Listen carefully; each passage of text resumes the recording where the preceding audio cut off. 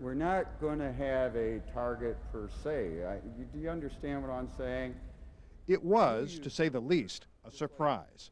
Everyone expected union delegates to choose one automaker as the model for contract talks and as a potential strike target, just as they always do.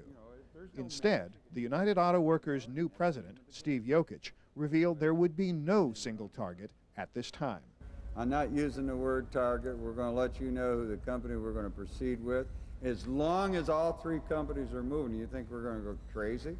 We'll continue negotiations. That's what it's about. Sit at the bargain table and solve problems. Breaking with tradition, UAW delegates have given Yokich and his fellow union leaders the power to decide whether there will eventually be a targeted company, and if so, who. In effect, Steve Yokich is saying things are different now that he's in charge.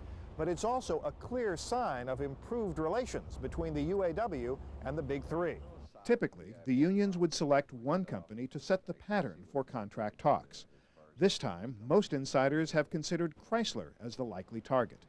General Motors, on the other hand, is seen as potentially the most difficult to haggle with. Ford was the target during the last round of bargaining 3 years ago.